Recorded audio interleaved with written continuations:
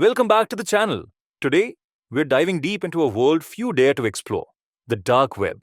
Shrouded in mystery, whispered about in myths, and often portrayed as a lawless digital jungle, the dark web has fascinated and terrified people for decades.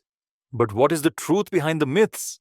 Is it really just a haven for criminals, or does it serve a deeper, more profound purpose? Stay tuned as we separate fact from fiction and reveal the true face of the dark web. 1. What is the dark web? Before we can bust myths, we need to understand what the dark web truly is.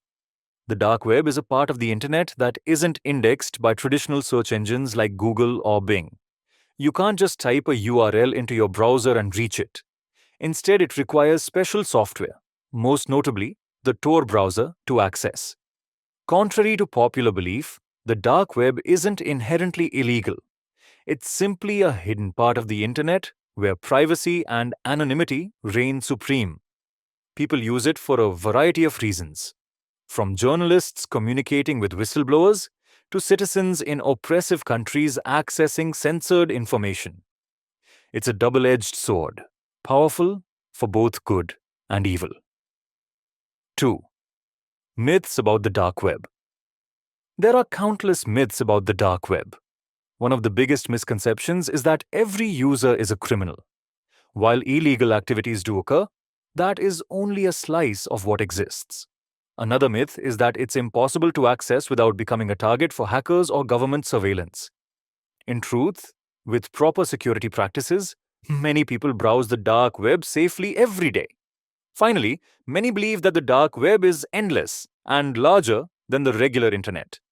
While the dark web is vast, it is not infinite. These myths have been fueled by media sensationalism and urban legends rather than hard facts. 3. What really happens on the dark web? The dark web hosts a wide range of activities, some legal, some illegal. On the legitimate side, it houses forums for political activists, platforms for whistleblowers, and libraries of censored literature. Conversely, there are black markets for drugs, weapons, and stolen data. It's important to note that not everything dark is necessarily evil, and not everything visible is necessarily good. Many users simply seek privacy in an age where surveillance is everywhere. For them, the dark web is a refuge, a place where they can express themselves without fear of repercussions or censorship. 4. Dark web versus deep web. People often confuse the dark web with the deep web, but they are not the same. The deep web refers to all online content not indexed by traditional search engines.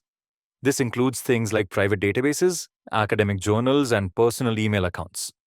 In fact, most of the deep web is completely legal and makes up a huge portion of the internet. The dark web, on the other hand, is a small portion of the deep web that is intentionally hidden and requires special tools to access. Understanding this difference is key to breaking down the stigma that surrounds the dark web. 5. The true purpose of the dark web. At its core, the dark web was created to promote freedom of speech, privacy, and security. Projects like Tor were initially funded by the US government to help dissidents in oppressive regimes communicate safely. Over time, the technology spread to the general public. Today, the dark web plays a crucial role in protecting privacy advocates, journalists, and marginalized groups. It reminds us that privacy is a fundamental right, one worth protecting even in the digital age. While criminal activities must be addressed, we must not lose sight of the positive reasons that gave birth to the dark web in the first place. The dark web remains a mysterious and misunderstood corner of the internet. It is neither wholly evil nor completely innocent. It is a reflection of humanity itself, filled with both light and darkness. By separating myths from facts and understanding its true purpose, we can appreciate the critical role it plays in preserving freedom and privacy online. Thanks for joining me on this journey into the hidden layers of the web. If you enjoyed this deep dive, don't forget to like, share, and subscribe for more fascinating explorations.